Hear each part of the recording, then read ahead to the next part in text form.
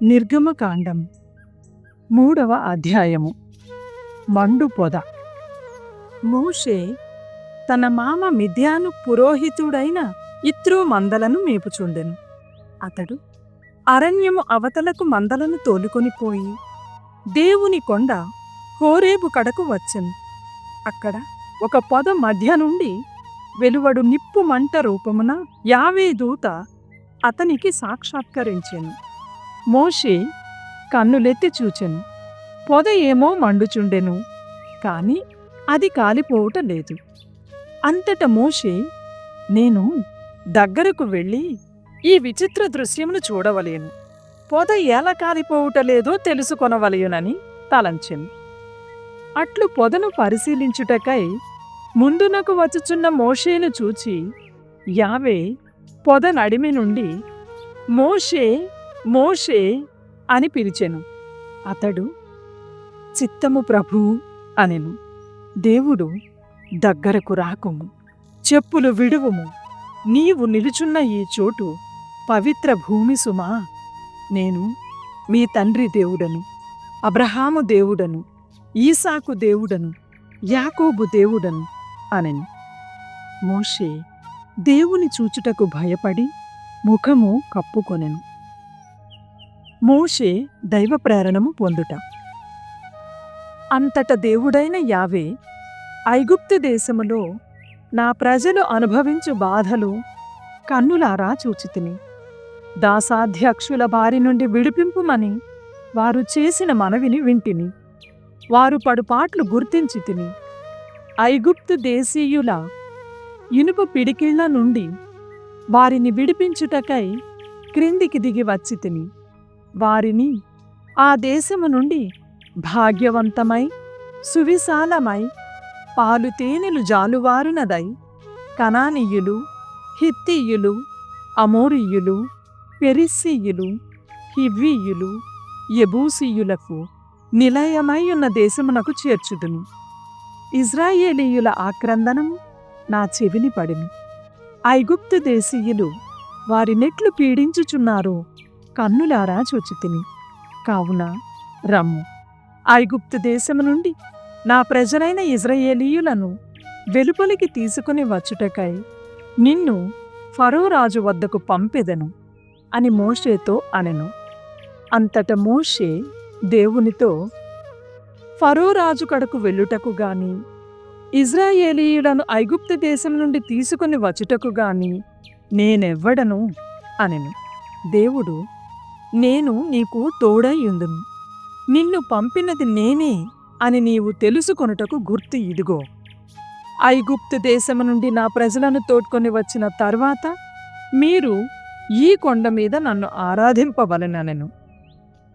మోషేకు దివ్యనామము ప్రకాశితమగుట. అప్పుడు మోషే దేవునితో, అయినచో నేను ఇజ్రాయేలీయుల దగ్గరకు వెళ్ళి మీ పితరుల దేవుడు నన్ను మీ కడకు పంపనని చెప్పవలయును కదా. అప్పుడు వారు ఆ దేవుని పేరేమి అని నన్ను అడిగినచో నేనేమి చెప్పవలయును అనెను. దేవుడు మోషేతో, నేను ఉన్నవాడను అనెను. మరియు ఉన్నవాడు నన్ను మీ కడకు పంపెనని ఇజ్రాయేలీయులతో చెప్పుమనెను. ఇంకను దేవుడు మోషేతో, ఇజ్రాయేలీయులతో నీవిట్లు చెప్పవలెను, మీ పితరుల దేవుడు, అబ్రహాము దేవుడు, ఈసాకు దేవుడు, యాకోబు దేవుడు అయిన యావే నన్ను మీ దగ్గరకు పంపెను. సర్వకాలములందును నాకు ఇదియే పేరు. ఇక ముందు తరముల వారు అందరూ నన్ను ఈ పేరుతోనే పిలుతురు. మోషే దివ్య కార్యమునకు ఉపదేశము పొందుట. నీవు వెళ్ళి ఇజ్రాయేలీయుల పెద్దలను ఒక చోట చేర్చి వారితో, మీ పితరుల దేవుడు, అబ్రహాము దేవుడు, ఈసాకు దేవుడు, యాకోబు దేవుడైన యావే నాకు ప్రత్యక్షమయ్యననియు ఆయన మీతో, నేను మిమ్ము చూడవచ్చితిని. ఐగుప్తు దేశీయులు మీకు పెట్టిన యాతనలన్నింటినీ గమనించితిని. మీరు పీడింపబడుచున్న ఐగుప్తు దేశము నుండి కనానీయులు, హిత్తీయులు, అమోరీయులు, పెరిస్సీయులు, హివ్వీయులు, యెబూసీయులు నివసించుచున్న దేశమునకు, పాలు తేనెలు జాలువారు దేశమునకు మిమ్ము చేర్చ నిశ్చయించితిని అని నన్ను చెప్పుమనెను అని పలుకుము. వారు నీ మాటలు విందురు. అప్పుడు నీవు ఇశ్రాయేలీయుల పెద్దలతో ఐగుప్తు దేశ ప్రభువు సమ్ముఖమునకు వెళ్ళవలెను. వెళ్ళి హెబ్రీయుల దేవుడైన యావే మాకు ప్రత్యక్షమయ్యెను. కావున 3 రోజుల పాటు అడవిలో ప్రయాణము చేసి మా దేవుడైన యావేకు బలి సమర్పించుకొనుటకు మాకు సెలవిమ్ము అని అతనితో చెప్పవలెను. తనకంటే పైచేయువాడు వచ్చి గొంతు మీద కూర్చున్న గాని ఐగుప్తు దేశ ప్రభువు మిమ్ము పోనీడని నాకు తెలియను. కావున నేను నా శక్తిని చూపుదును. ఐగుప్తు దేశములో నేను అద్భుత కార్యములు చేసి దానిని దెబ్బ కొట్టుదును. ఇక ఆ తర్వాత అతడు మిమ్ము పోనిచ్చును. ఐగుప్తు దేశీయులను దోచుట. నేను ఇశ్రాయేలీయులను ఐగుప్తు దేశీయుల కంటికి గౌరవింపదగిన వారినిగా చేయుదును. కావున మీరు ఆ దేశమును వీడినప్పుడు వట్టి చేతులతో వెళ్ళరు. మీలో ప్రతి స్త్రీయు తన పొరుగును ఉన్న స్త్రీని, తన ఇంటనున్న ప్రతి స్త్రీని వెండి నగలు, బంగారు నగలు అడుగును, వస్త్రములడిగి పుచ్చుకొనును. దానితో మీరు మీ కుమారులను కుమార్తెలను అలంకరింతురు. ఈ విధముగా మీరు ఐగుప్తు దేశీయులను దోచుకొందురు అనెను. లేవీయ కాండము 2వ అధ్యాయము. ధాన్యబలి. ఎవడైనా ప్రభువుకు ధాన్యబలిని అర్పింపగోరిన గోధుమ పిండిని గైకొని దానిమీద ఓలీవు నూనె పోసి సాంబ్రాణి ఉంచవలయును. అతడు ఆ పిండిని అహరోను కుమారులైన యాజకుల వద్దకు కొని రావలయును. యాజకుడు దాని నుండి పిడికెడు పిండిని, ఓలీవు నూనెను, మొత్తం సాంబ్రాణిని తీసుకొని పీఠము మీద దహించును. దహింపబడిన ఈ కొద్ది భాగము అర్పణగా తెచ్చిన పూర్తి భాగముకు జ్ఞాపకార్థమగును. అది యావేకు అర్పింపబడిన బలి అగును. ఈ దహనబలి సువాసన వలన యావే సంతుష్టి చెందును. ధాన్యబలిలో మిగిలిన పిండి అహరోనుకు అతని కుమారులకు చెందును. యావేకు అర్పింపబడిన దహన బలిలోనిది కనుక ఆ మిగిలిన పిండి పరమ పవిత్రమైన నైవేద్యమగును. మీరు పొయ్యి మీద కాల్చి రొట్టెలను బలిగా సమర్పించినప్పుడు వానిలో పులియజేయు పదార్థమును చేర్పరాదు. నూనె కలిపిన పిండితో తయారైన లావుపాటి రొట్టెలు కాని, నూనె చిలుకరించిన పలుచని రొట్టెలు గాని తయారు చేయవచ్చును. మీరు పెనము మీద కాల్చిన రొట్టెలను బలిగా అర్పించినప్పుడు ఓలీవు నూనె కలిపిన మొత్తము గోధుమ పిండితో వానిని చెయ్యవలయును. కాని పులియజేయు పదార్థమును చేర్పరాదు. ఆ రొట్టెను ముక్కలుగా చేసి వాటి మీద నూనె పోసి బలిగా అర్పింపుడు. మీరు కుండలో కాల్చిన రొట్టెలను అర్పించునప్పుడు ఓలీవు నూనె కలిపిన గోధుమ పిండితో వానిని చెయ్యవలయును. ఈ రీతిగా తయారైన బలిని కొనివచ్చి యాజకునకు ఇండు. అతడు దానిని పీఠము చెంతకు తీసుకొని వచ్చును.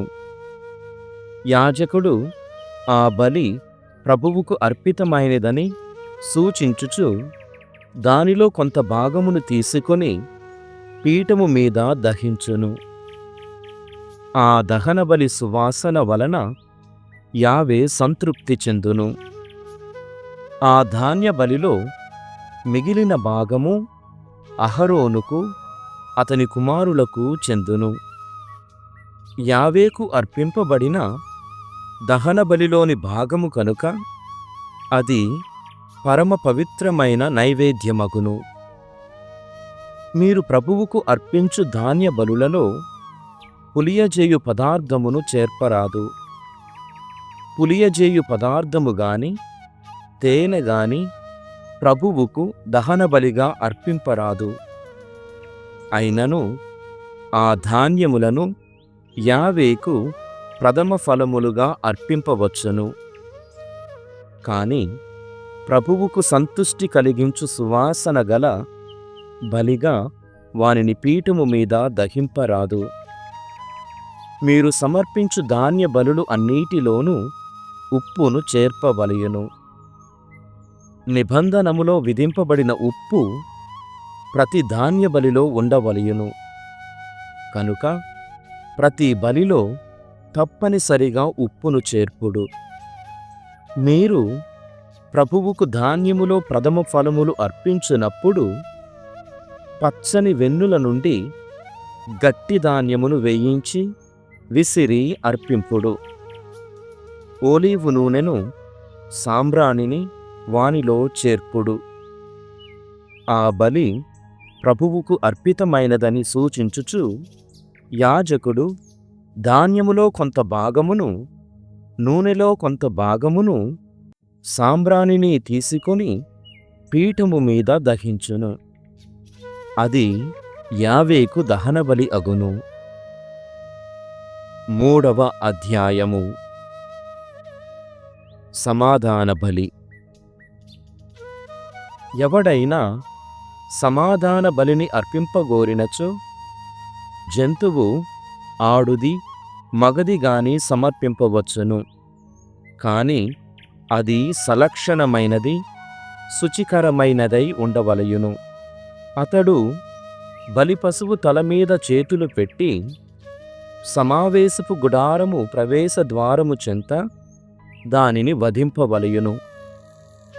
అహరోను వంశజులైన యాజకులు దాని నెత్తురును పీఠము పైన దాని చుట్టుప్రక్కల చిలుకరింతురు.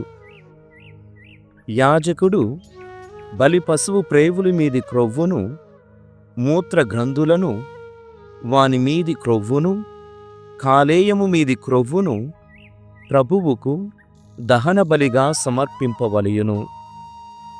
అహరోను కుమారులు సంపూర్ణ దహనబలితో పాటు ఈ భాగములను కూడా పీఠము మీద దహింపవలయును.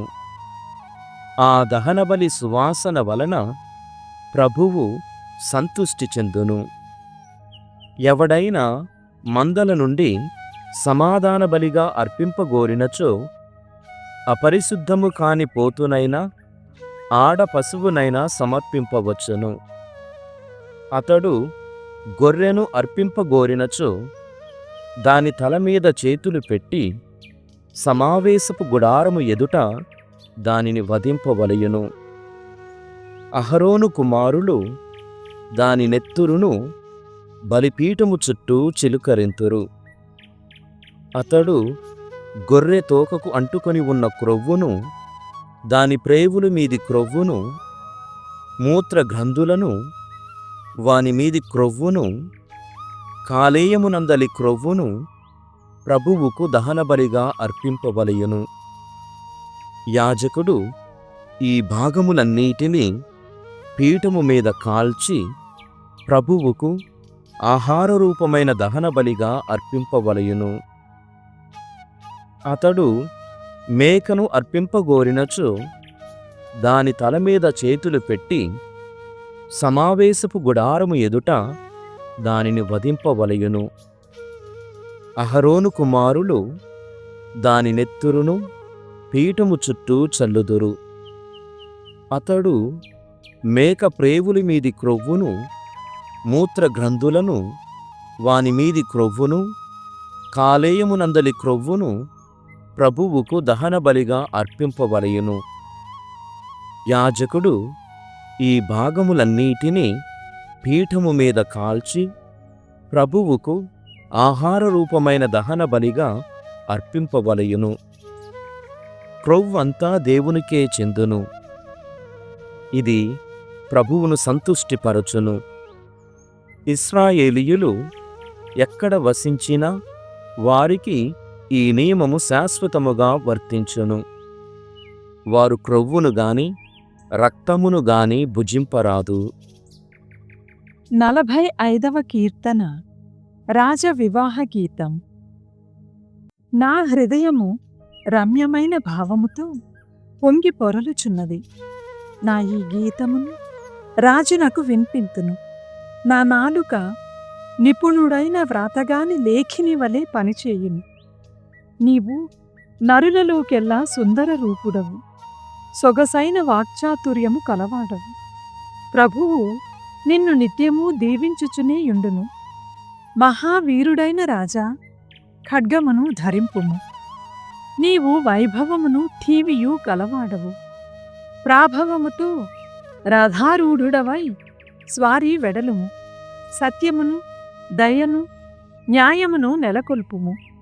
నీవు స్వీయ బలము వలన మహావిజయములు సాధింతువు. నీ వాడి బాణములు నీ శత్రువుల గుండెలలో గ్రొచ్చుకొనను. అన్యజాతి ప్రజలు నీ పాదముల మీద వాలుదురు. దేవా, నీ సింహాసనము కలకాలము నిల్చును. నీవు న్యాయముతో నీ రాజదండమును త్రిప్పుదువు. నీవు ధర్మమును అభిమానించి దౌష్ట్యమును ఏవగించుకొందువు.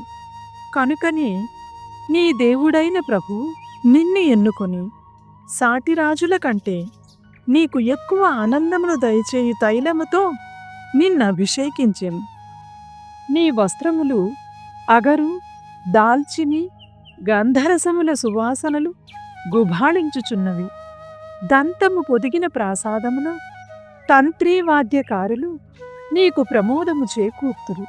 రాజపుత్రికలు నీకు కొలువు చేయుదురు. రాణి ఓఫిరు దేశమేలిమి బంగారు నగలతో కైసేసికొని నీ కుడిపార్శ్వమున నిలుచుండును. కుమారి, నీవు నా పలుకులు సావధానముగా వినుము. మీ ప్రజలను మీ పుట్టినింటిని ఇక మరచిపోము. రాజు నీ సౌందర్యమునకు మురిసిపోవును. అతడు నీకు అధిపతి కనుక నీవు అతనికి నమస్కరింపుము. తూరు దేశపు ప్రజలు నీకు కానుకలు కొనివత్తురు. సంపన్నులు నీ మన్నన బడయగోరుదురు. రాజకుమారి ప్రాసాదమున ఉన్నది. ఆమె పూర్ణ సౌందర్యవతి. ఆమె ఉడుపులను పసిడి పోగులతో నేసిరి. బహువర్ణ వస్త్రములు తాల్చిన రాజకుమారిని ఆమె చెలికత్తెలతో పాటు రాజు వద్దకు కొనివచ్చుచున్నారు. వారెల్లరూ ఆనందోత్సాహములతో కదలివచ్చి రాజనగరును ప్రవేశించుచున్నారు. రాజా, గతించిన మీ పూర్వుల రాజ్యాధికారమును కొనసాగించుటకు నీవు కొమరులను బడయుదవు.